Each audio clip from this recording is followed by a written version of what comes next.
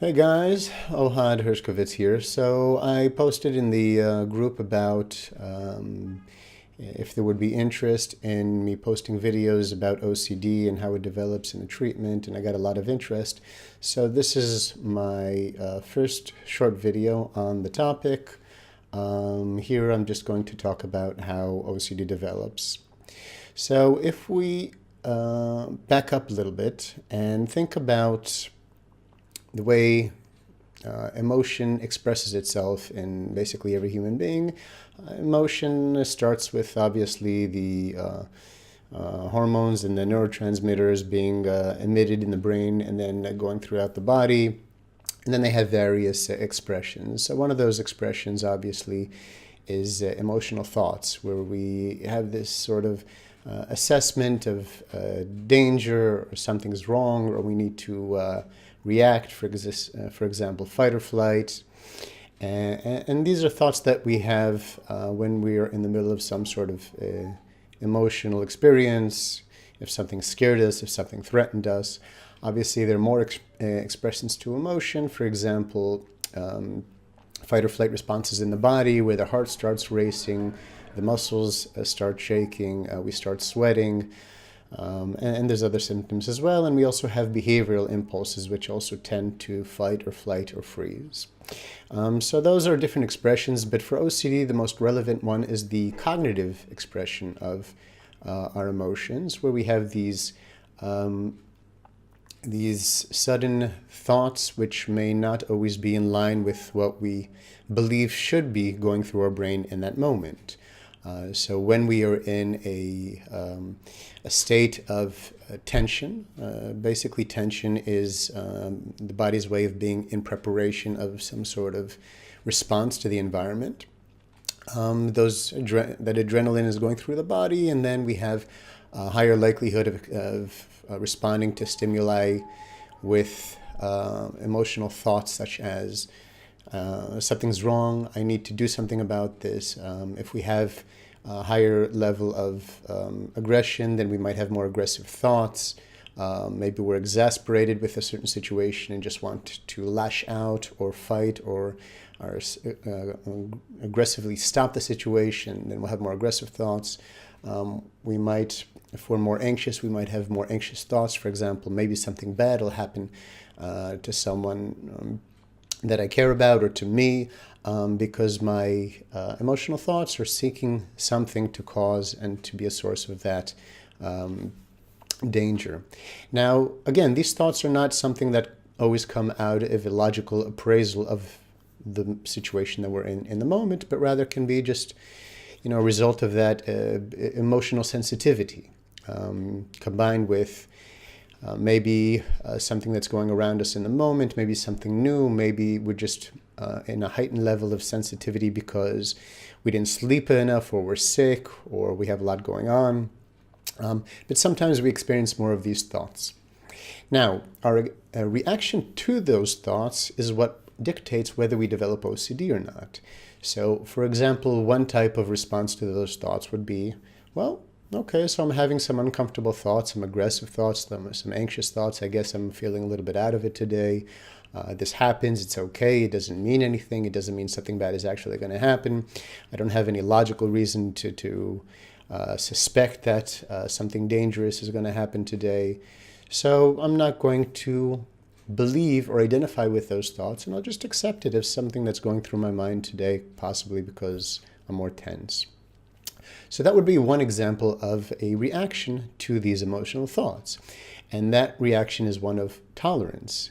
And with that tolerance, those thoughts and the emotion causing them eventually dissipate or go through waves, depending on what's going on in our lives.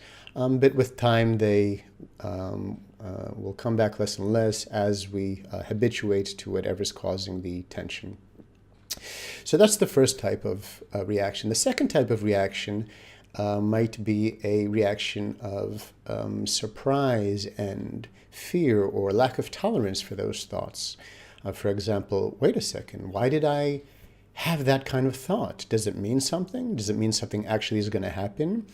I just had an aggressive thought. What does that mean about me? Am I a bad person? Am I actually going to do that or capable of doing that? I just had a fearful thought that something will happen to someone that I love. Is that a premonition that maybe something is going to happen and I should be listening to that thought? Now, these kind of reactions can give legitimacy to these thoughts, especially in situations when they may not be legitimate, and therefore cause a secondary fear response or a fear of fear response.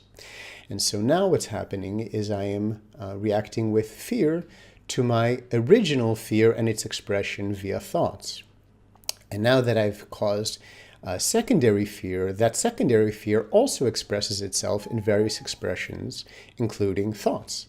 And so now I'm having more thoughts of something bad happening that I don't want, and having more fear of those thoughts and creating this cyclical response of negative thoughts, emotions resulting from those thoughts, and secondary judgment of those thoughts and fears. So this loop can go on and exacerbate the emotion to very high levels, or can prevent it from habituating because I'm renewing it all the time with the critical thoughts of what I'm experiencing.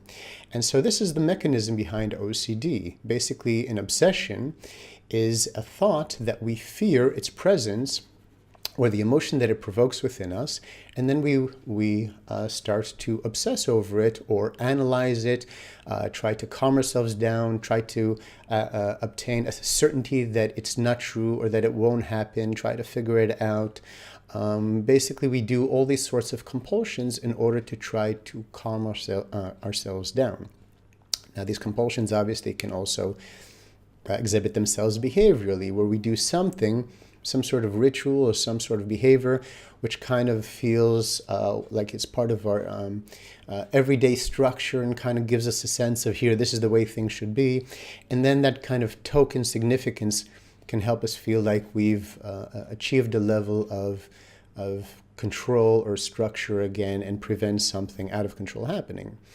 So sometimes those compulsions will exhibit themselves behaviorally, but they can also exhibit themselves mentally. Where we constantly try to calm ourselves with logic, with certainty, where we might consult with others, or do all sorts of internal checks in order to calm ourselves down from that initial fear, rather than just tolerating it and letting it pass.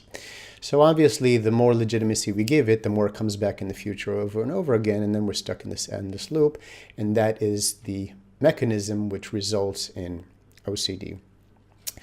So that's it for this clip. If you have questions, please let me know in the comments below. Obviously, there's a percentage of OCD cases which are the result of organic problems, for example, psychosis and mental retardation and injuries, traumatic brain injuries. There are a small percentage of cases that cause OCD which are unrelated, but the vast majority of OCD cases are a result of this mechanism. So go ahead and let me know your thoughts below or questions, and I'll be creating separate videos for the treatment. And for those of you that are seeing this video outside of the community, if you're interested in joining and you're a therapist, head over to our CBT Nest community at social.cbtnest.com and request to join. All right, see you in the next video.